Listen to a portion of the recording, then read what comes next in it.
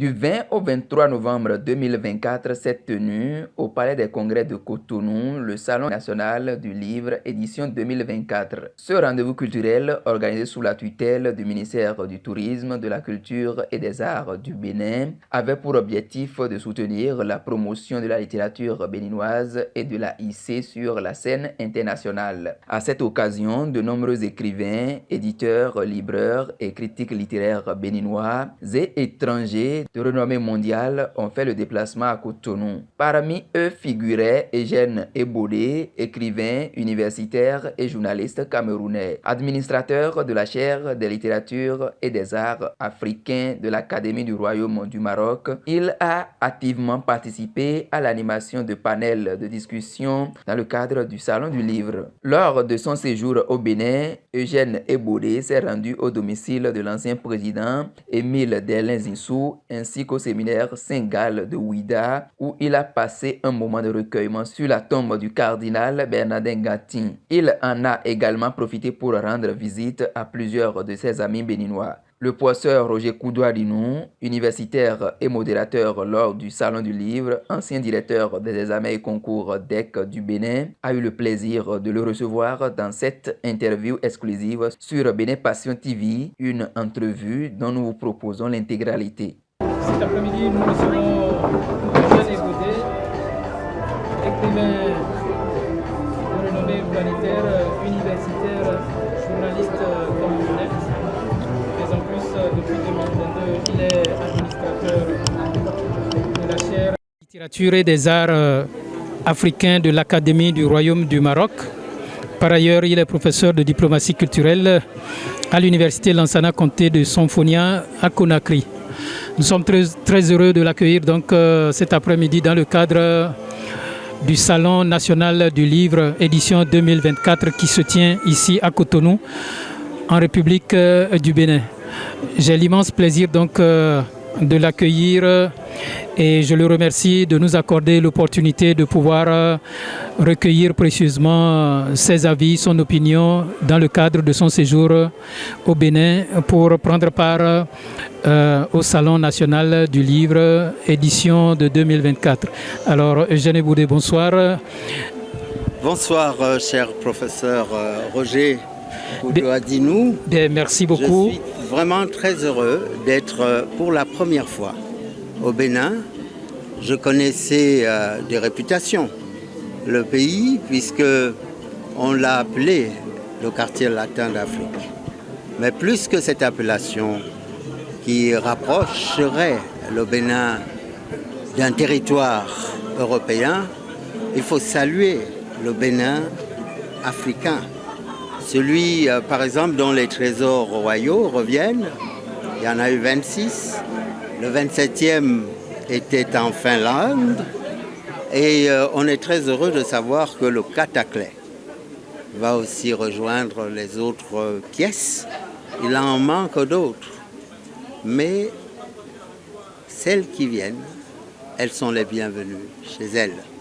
Ce que j'espère, c'est qu'en conversant avec vous, nous dirons à la fois des choses qui nous viennent du cœur, de l'esprit et des cogitations intellectuelles. L'essentiel, c'est de parler avec son âme, avec sa sincérité, et qu'on me pardonne si j'aurai quelques oublis, parce que en saluant le Bénin, je salue ses âmes vivantes, je salue son esprit de fraternité. Et j'en redirai un mot tout à l'heure, parce que ce qu'on appelle les relations bilatérales d'un pays à un autre, eh bien le Bénin et le Cameroun sont liés par une longue histoire, l'histoire des hommes qui se sont tendus la main jusqu'au bout de la nuit. Voilà qui plante le décor. Merci beaucoup à vous, Eugène Ebodé. Et sans autre transition, je suis curieux de connaître un peu l'état d'esprit en termes de satisfaction de votre part au terme de votre participation au panel, au tout premier panel, en l'occurrence du Salon national du livre, lequel panel s'est déroulé le jeudi 21 novembre 2024 à 10h. Le thème, c'était autour de la problématique de savoir que les imaginaires de l'enfant concernant le continent africain ces imaginaires-là semblent avoir disparu pour faire place à un imaginaire de sang et de larmes concernant ce continent africain. Et vous avez brillamment pris part à ce panel. Dites-nous, quel est l'enjeu, selon vous, de la prise en compte de cette problématique dans le cadre du Salon du Livre, et au terme des débats, quelles sont les grandes impressions qui vous sont restées? Je remercie d'abord les organisateurs, le ministère de la Culture, qui nous a invités. Et puis, bien sûr, au-dessus du ministère de la Culture, c'est le chef de l'État qui donne l'impulsion, puisque je parlais des trésors royaux du royaume d'Abomey qui sont de retour. Il y a une action volontariste, une action politique. Et puis, la table ronde à laquelle vous faisiez allusion plantait le décor sur les littératures jeunesse. Et dans les littératures jeunesse, il y avait comme une confrontation entre un état d'esprit ou un constat qui était le suivant: les imaginaires semblent céder le pas aux activités plutôt sanglantes. Et j'ai rappelé, je n'étais pas seul, nous étions nombreux autour de ce panel, puisqu'il y avait aussi en fin d'intervention la présence de Suzanne Diop. Et donc la présence africaine qu'elle représentait et symbolisait à travers la création en 1947 d'une revue d'abord, puis d'une maison d'édition et aussi d'une puissance de rayonnement à travers les activités organisées par Présence africaine. Pour revenir à notre sujet, les imaginaires, j'ai bien indiqué durant ma prise de parole que l'Afrique n'était pas le cœur des ténèbres. Et je faisais allusion à un roman de Joseph Conrad, Le cœur des ténèbres, qui dépeignait l'Afrique d'une manière horrible, comme si ce continent était assigné à une existence mortifère et que tout ce qui pouvait s'y produire ne relevait que de l'enfer sur terre. Eh bien, si l'enfer est sur terre, comment penser que l'Afrique en soit le dépositaire et en est le monopole? Je pense que l'enfer dont il était question chez Conrad n'est pas seulement celui des moustiques, des bêtes féroces, des relations extrêmement difficiles entre les humains. C'est la conception qu'on peut avoir en amont de l'Afrique qui rend malheureusement compte de cette peinture sanglante, nauséabonde, horrible. Je ne voudrais pas non plus laisser à penser qu'il ne se passe pas des situations difficiles. Et la littérature qui nous intéresse a consacré beaucoup de pages à ceux qu'on a appelés les enfants soldats. Nkrumah l'a fait. Avant lui, Yambo Logem l'avait dépeint. Au fond, pour moquer et aussi essayer de faire réagir les Africains sur ce qui risquait d'être une pente de la facilité. C'est-à-dire que n'accordant plus de place au débat, n'accordant plus de place à la palabre, restaient les affrontements. Donc, la littérature essaye là de souligner les aspects mordants, les aspects mortifères d'un environnement et d'une temporalité. Moi-même, j'ai écrit Souveraine magnifique, qui procède du génocide qui a eu lieu en 1994 sur les Tutsis au Rwanda. Et je ne voudrais pas laisser à croire que l'Afrique serait uniquement abonnée au registre du malheur, parce que par ailleurs, vous avez une littérature, on l'a répété aussi, il y a Kamara Lai, il y a au nord de l'Afrique des écrivains qui ont aussi dépeint d'une certaine manière le poids des malheurs, le dolorisme. Il y a par exemple Mohamed Choukri qui a écrit Le pain nu. Il y a une forme de nudité qu'il réprouvait il y a une forme de malheur que reçoit l'enfance. Et en décrivant ce malheur-là, il ne voulait pas dire que nous étions assignés à cette unique épreuve. Il voulait également, tout comme le fera plus tard Mariam Abba, quand elle écrit une si longue lettre, par l'épistolaire, appeler à une attention sur des points de passage. Là, elle convoque la mort de son mari et décrit l'univers familial qui s'abat sur elle comme une proie. Là aussi, il y a une forme de complainte, il y a une forme de prière pour que le meilleur advienne. Et donc, si l'on comprend bien, c'est que votre position autour de cette problématique de l'imaginaire de l'enfant concernant le continent africain, qui aurait fait place à un imaginaire de sang et de larmes, votre conception, c'est que il faut se refuser de faire des rangements, de créer des compartiments au niveau du contenu des œuvres littéraires, mais il y a simplement lieu de considérer que toute création littéraire est d'abord en mission pour exprimer l'humaine condition. Oui, et Baudelaire l'avait dit à travers les fleurs du mal, c'est-à-dire qu'on peut peindre le malheur tout en convoquant la lumière. Simplement pour dire, attention, il y a un piège ici, un piège sans fin, comme dirait oui, Olympe Belliconome, il ne faut pas le nommer, ou l'année du bac. Les années du bac de Coublot. Oui. Et oui, du même, et des épreuves. On peut, sous l'orage de Badian, vous voyez que là aussi, c'est des épreuves. On peut aussi dire que la littérature, par exemple, quand on lit Nejma de Kateb Yassine, Nejma, c'est quoi? C'est l'étoile, c'est la lumière. Donc tout n'est pas sombre. Mais les imaginaires africains ne sont pas simplement déroutants.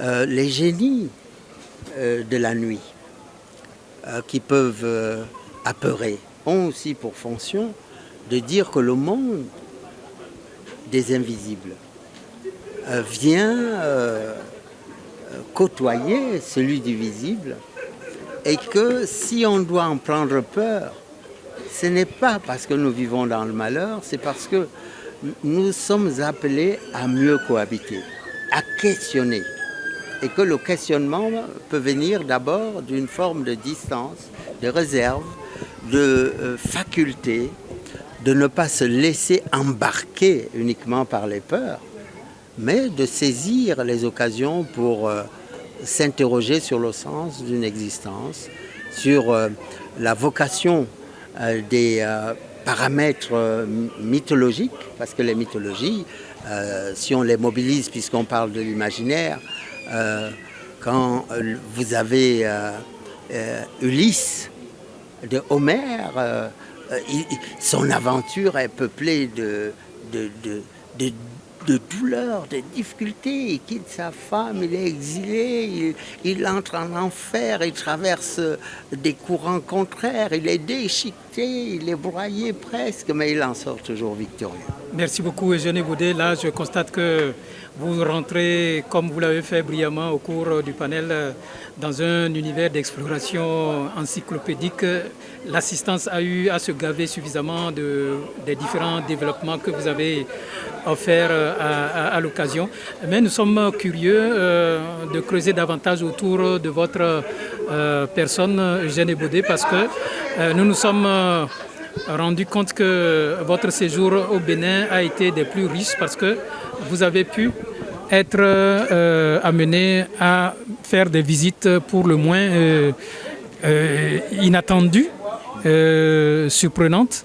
En l'occurrence, par exemple, vous vous êtes donné la peine d'aller visiter le caveau de Monseigneur du cardinal Gantin, Bernardin. Qu'est-ce qu'il en est? De quoi cela retourne? Eh bien, c'était un hommage, un éloge et un recueillement. Hommage et éloge à un grand esprit, un homme de foi, le cardinal Gantine, qui nous a quittés en 2008, au mois de mai. Il me semble autour du 13 mai. Il était né un 8 mai d'ailleurs, au mois de mai 1922, si mes souvenirs sont bons. Et donc il n'était pas loin d'être centenaire. Mais ce qui m'importait de faire, le cardinal Gantine, on ne le sait pas, a été membre de l'Académie du Royaume du Maroc. Cette académie qui m'a accueilli et qui m'a confié des responsabilités passionnantes d'administrateur de la chaire de littérature et des arts africains à l'Académie du Royaume du Maroc, et je l'en remercie. Le roi Mohamed VI, que Dieu l'assiste, en est le protecteur. Et donc cette académie a souhaité que les imaginaires africains, voyez-vous, soient mobilisés pour que nous abattions un certain nombre de frontières issues de la colonisation par les compartiments qui régissent les différentes langues de communication. Et du coup, on trouve les francophones d'un côté, les anglophones de l'autre, les lusophones ailleurs, et disons les arabophones dans un autre mouvement. Et du coup, les africanophones, c'est-à-dire les langues africaines, ont du mal à percer. Résultat, créer une chaire pour que cessent les cloisonnements, c'est décloisonner. Ensuite, il faut valoriser toutes ces richesses absolument gigantesques que nous avons en Afrique. Et puis, il ne suffit pas de valoriser, il faut faire circuler. Et moi, je circule. Et en circulant, comment ne pas me recueillir devant les grandes figures de notre continent, et le cardinal Bernardin Gantine en était, ancien membre de l'Académie du Royaume du Maroc. Ma première pensée en foulant le sol du pays, et il se trouve d'ailleurs que l'aéroport porte son nom. Je ne pouvais ne pas aller m'incliner sur sa tombe qui est dans la ville de Ouida, au séminaire Sangal. C'était un mouvement joyeux parce que c'est un homme qui vous fait resplendir. C'était un homme de foi, un homme de conviction, un homme du dialogue des civilisations, un homme de l'éducation. Et d'ailleurs, il est enterré dans un séminaire précisément parce que l'une de ses vocations était l'éducation, enseigner, planter les graines essentielles qui vont ouvrir l'individu à ce qui le place en harmonie avec la création. Le cardinal Gantine, aller le voir, c'est aussi découvrir le pays, partir de la capitale vers l'intérieur du pays, si on peut dire.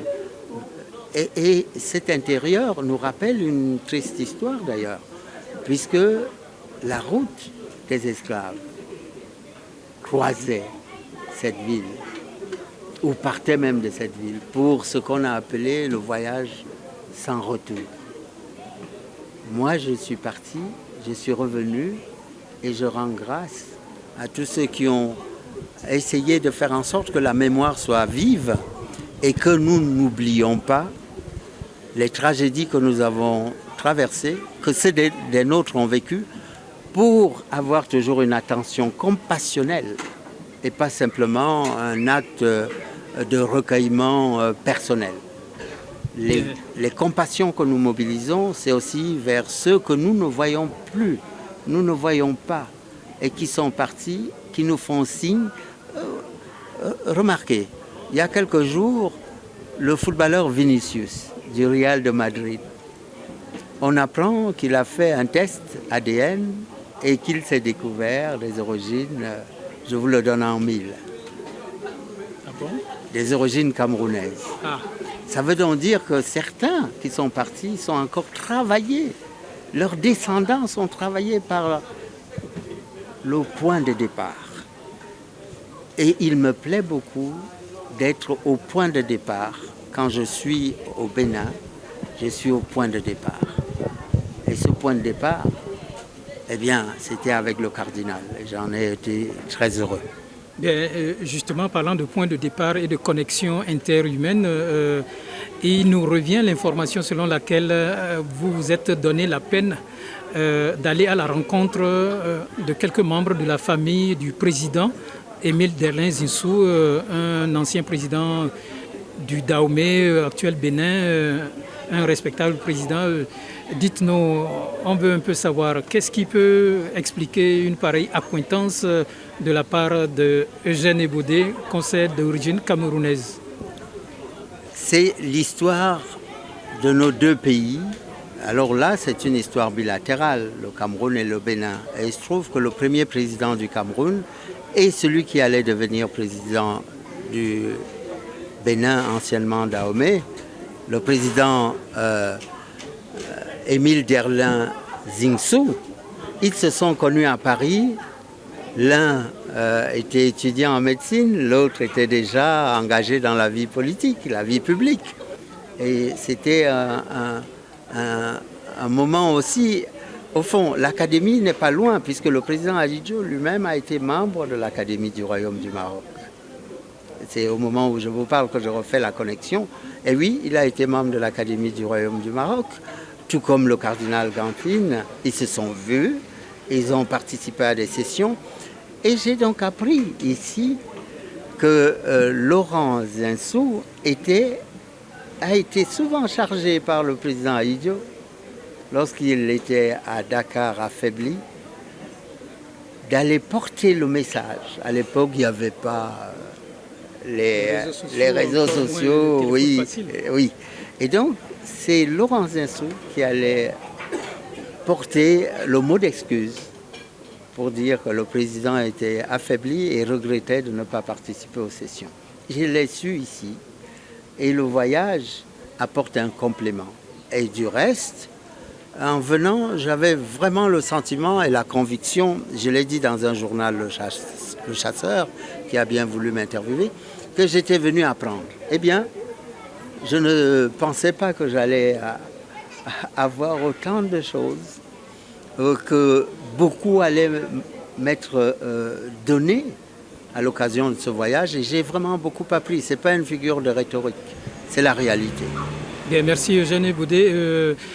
Pour revenir au Salon du Livre, vous avez eu l'opportunité sur plusieurs jours de visiter des stands de différentes librairies mobilisées pour la circonstance. En l'occurrence, ici, nous sommes sur le stand de la librairie Savoir d'Afrique de Madame Prudentienne Baguidi. Qui porte bien son nom, Savoir d'Afrique, parce qu'il y en a de multiples. D'ailleurs, il y a des livres sur les génies, il y a les livres sur le Fa, et j'ai hâte de commencer à les lire, parce que le professeur Kakpo et d'autres architectes, et j'utilise le mot à dessein, nous ramènent vers le Fa pour montrer comment l'esprit est élevé et comment la construction d'une ontologie, d'une cosmogonie africaine passe par les savoirs africains, les savoirs anciens.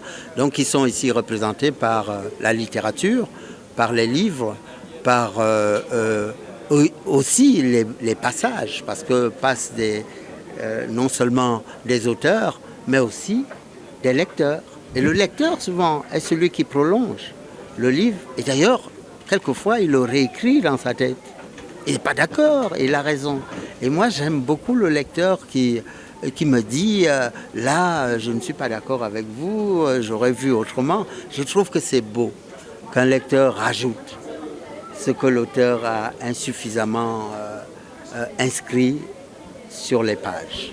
Une question taquine, Eugène Ebodé, pour vous qui êtes un écrivain de renommée internationale, quelle est votre appréciation par rapport à la mobilisation, l'engouement que vous avez pu observer du public autour du livre à une période où plus que jamais le numérique, la lecture instantanée sur les écrans de portable et autres divertissements faciles, je me garde de nommer des réseaux sociaux, eh bien, ce détournement que l'on craint de l'esprit au profit de ces réseaux à distraction facile par rapport aux livres qui est abrité dans un salon national au Bénin. Quelle est votre lecture, votre appréciation au regard de l'engouement et la mobilisation du public tant scolaire que universitaire autour des stands par ici depuis que vous êtes en séjour à Cotonou au Bénin? C'est toujours réjouissant de voir l'engouement autour du livre, autour du papier ou autour du numérique. Parce que le livre, maintenant, n'est pas seulement dans la forme classique. Et le numérique n'est pas à clouer au pilori. C'est une technologie. C'est les usages qu'on en fait, c'est les abus qui sont condamnables. Encore que, il n'y a pas d'abus quand on lit. C'est un abus... Peu importe le support. Oui, c'est un abus presque magnifique de beaucoup lire. Et de voir le public, c'est réjouissant, évidemment. La comparaison entre les réseaux sociaux, ou en tout cas le numérique et le livre classique, va perdurer, ou plutôt attacher à la consommation et non à la réflexion. C'est un peu ce que l'abus du numérique questionne.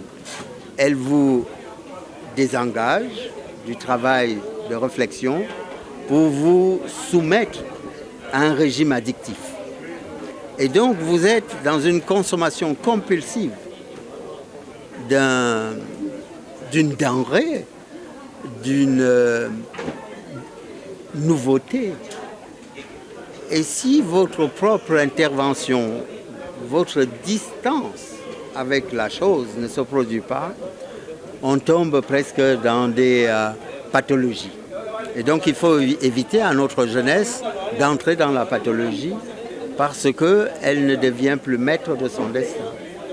Et c'est la maîtrise du destin qui est ici importante. Du reste, en discutant avec Laurent Zinsou et en évoquant ce qu'il pouvait avoir à traiter avec le président Ahidjo, l'essentiel souvent de leur conversation, c'était les nouveautés, la littérature, les livres qui sortaient.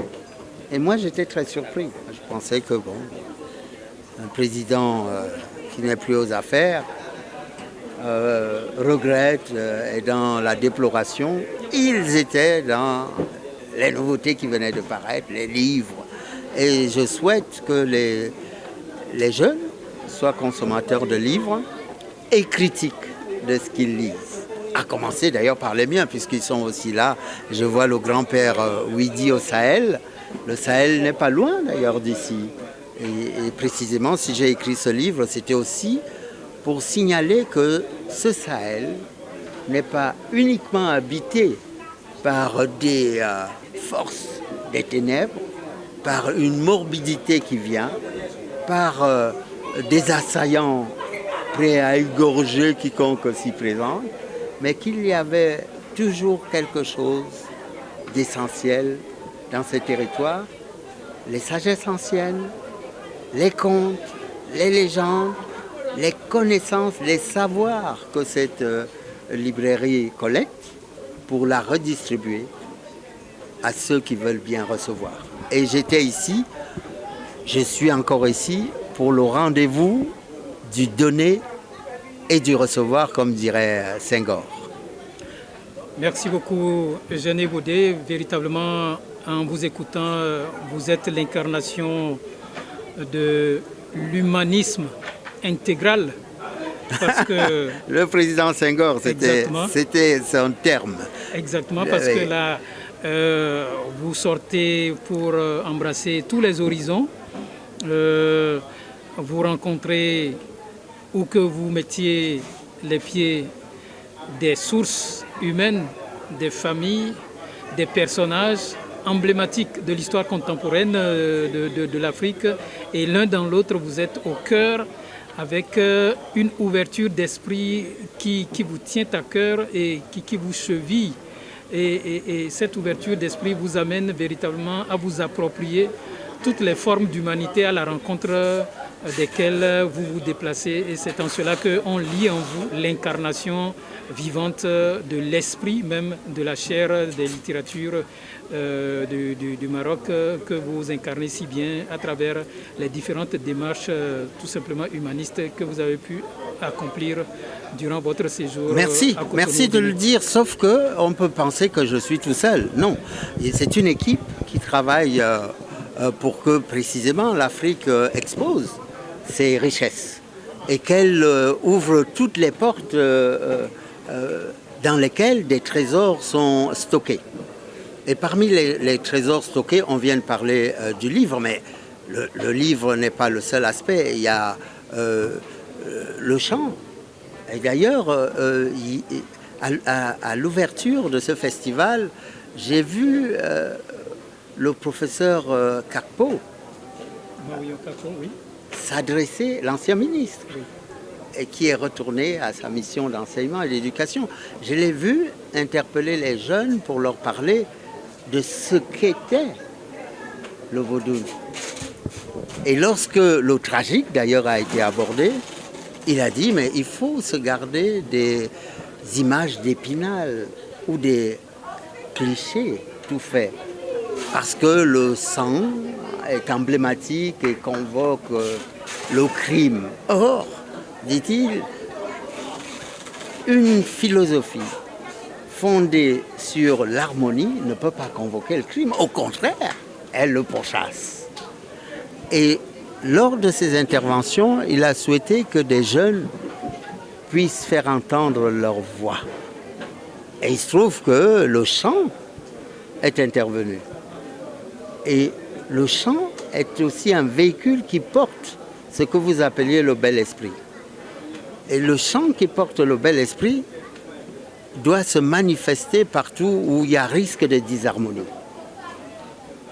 Et partout où il y a risque de disharmonie, il y a effectivement un petit péril qui guette le vivant, mais pas seulement le vivant, ce que nous ne voyons plus. Donc l'esprit auquel vous faisiez référence. Et c'est pour ça que je suis très attaché à la partition que l'Académie du Royaume du Maroc a proposée pour que l'Afrique reprenne langue, chant, danse, mémoire, histoire, et vous disiez vous-même, l'histoire, les personnages, les visages, et le secrétaire perpétuel, le professeur Abdeljalil Lajambri, aime beaucoup une phrase du président Ahidjo, qui est la suivante. Il y en a qui écrivent l'histoire avec les gommages pour effacer les traces, et d'autres qui écrivent l'histoire avec des visages. Et c'est ce que nous essayons précisément de suivre comme attitude, invitation à donner visage à cette Afrique qui est entrée la première dans l'histoire, n'en déplaise à ceux qui ne la connaissent pas. Eugène Baudet, merci pour cette exploration intellectuelle que vous nous avez offerte à l'occasion de votre séjour au Salon national du livre édition 2024. Un dernier mot en termes de regard, synthèse du déroulement de l'organisation de ce Salon national du livre édition 2024. Signature Eugène Baudet. Remerciements aux professeurs mobilisés, remerciements aux libraires et Prudentienne qui nous reçoit. Elle doit être remerciée pour son accueil et la présentation des ouvrages, la mobilisation de ses équipes, parce qu'on ne pense jamais à ce que certains appellent les petites mains. Il n'y a pas de petites mains. Tenez, j'aime bien une image que j'ai tirée de la lecture des œuvres d'Ampateba, qui disait « Ce n'est pas parce que les 5 doigts de la main sont différents qu'ils sont moins valables les uns que les autres. Au contraire, ils sont de tailles différentes, mais ils sont faits pour coopérer. C'est ça. Donc c'est de la coopération. Et on a vu ici au Salon du Livre les enseignants, on a vu les musiciens qui ont participé à l'ouverture autour de la présence de Monsieur le ministre de la Culture. Il y a eu, et autour aussi d'ailleurs de l'ambassadeur du Maroc au Bénin et au Togo qui étaient présents et je l'en remercie. Il y a eu la présence des ministres, on a parlé du ministre Kakpo qui était bien là. On a parlé Abiola, on a parlé aussi des autres invités, que ce soit Christian Eboulé, que ce soit Gaston Iman, oui, et que ce soit aussi les invités comme Suzanne Diop qui est venue et qui a fait une très belle présentation pour dire quelles étaient les motivations de son père et de la maison d'édition qui est au 26 bis rue des Écoles à Paris, que c'était la maison de l'Afrique et que cette Afrique avait une belle vitrine. C'est cette belle vitrine que nous sommes venus un peu compléter, mais surtout avec les Béninois, avec tous ceux qui concourent à la vie du livre, parce qu'il y avait des partenaires étrangers qui étaient présents, l'Institut français et d'autres personnalités venues des environs, puisqu'on a vu des Togolais qui sont venus d'ailleurs nous saluer tout à l'heure, nous donner des invitations auxquelles nous répondrons bien sûr avec plaisir. Et puis c'est surtout le rendez-vous avec nous-mêmes. Prendre rendez-vous avec nous-mêmes, c'est aussi fixer un agenda qui soit le nôtre. Et cet agenda qui est nôtre, c'est de magnifier une présence sans insulter quiconque. Dire simplement, eh bien, nous sommes là, nous avons des choses à proposer au grand rendez-vous du donner et du recevoir, au rendez-vous de l'universel, comme dirait Senghor, et de l'humanisme intégral, c'est vous qui l'avez utilisé. Donc, intégralement, je vous dis merci. Merci Eugène Eboué et très bon retour à vous. Ce séjour résume bien la stature de Eugène Eboué, icône des littératures et des arts au sein de l'Académie du Royaume du Maroc. Né le 11 janvier 1962 à Douala au Cameroun, il est également professeur de diplomatie culturelle à l'Université de Lansana Conté de Sonfonia à Conakry.